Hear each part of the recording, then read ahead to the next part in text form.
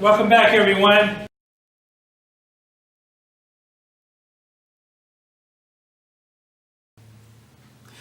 Welcome back, everyone. My name is Al C, and I am a grateful recovering alcoholic and addict. Now, we've been talking about getting sober, staying sober. For me, I needed to come up with 5 things that has helped me over these last 18 and a half years to stay sober. And I do want you to understand these points because they've helped me, and I've seen where it's helped other people. That's how I came up with my own list.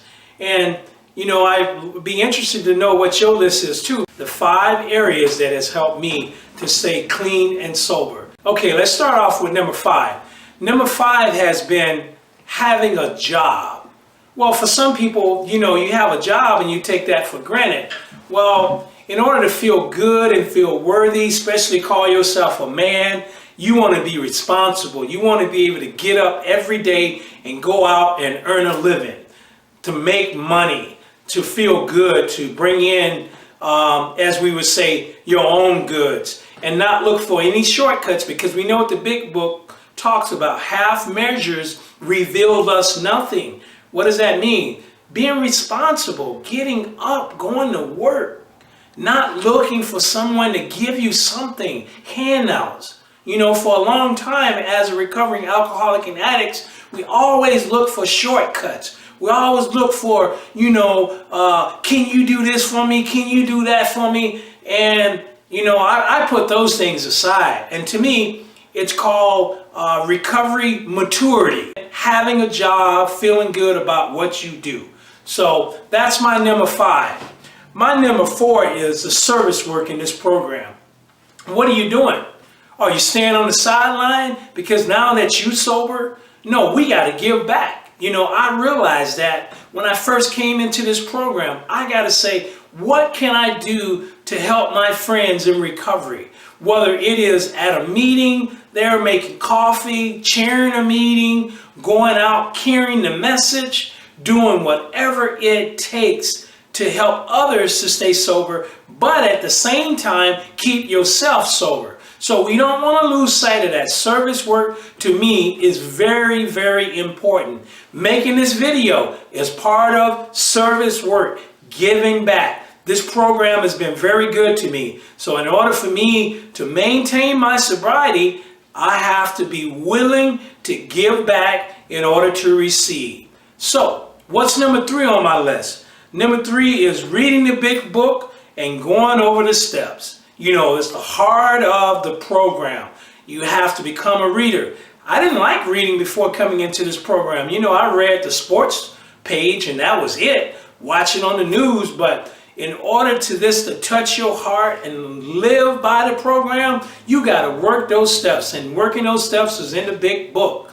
You know, you may not understand a lot of the things that's in there. Get with somebody that does and go through those steps. You know, read other stories of other ones that has come before you, has written their stories in this big book to help you to get this sobriety that's there so freely for us. So participating by reading and working those steps daily. What's number 2? Number 2 is having a sponsor. Having someone that I could go to and talk to about whether I got my highs and my lows. You know, always having someone to hold me accountable, because our best thinking got us here. You know, because we thought by I could do this on my own. Well, we need somebody to hold us accountable. You know, and that's what sponsorship has helped me to have this sobriety. So I've been fortunate enough to be very honest, you know, and I've had sponsors that has brought up real good questions to me when I've brought a lot of garbage to them. And just give you an experience. One time I was having a hard time and I brought this to my sponsor. And you know what he told me? He said, Al C, tell me what step you're working and then get back to me. And at that time, I really wasn't working a step. That makes sense to me, you know, because once you start working the steps, you start to understand what true sponsorship is all about. Now, let's get back to what's going to keep us in the realm of all of these things that I talked about. Number one, that's going to keep us in the realm of sobriety. We don't want to isolate ourselves. We want to be at meetings, and this has helped me so much. Why being at the meetings?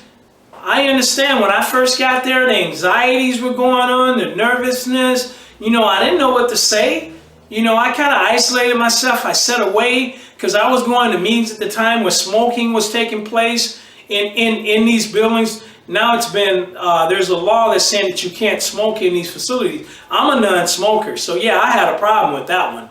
I used to sit over by myself, closer to the door, and they knew I was a newcomer because they would say, hey, come closer. And I'm like, no, I'm fine. But you know what? I never left those rooms, even though I couldn't stand the smoke. But then that made me think about, hey, when I was smoking crack and when I was drinking, people were smoking. I didn't have a problem with that. So I had something to compare it with. I knew my life depended on it.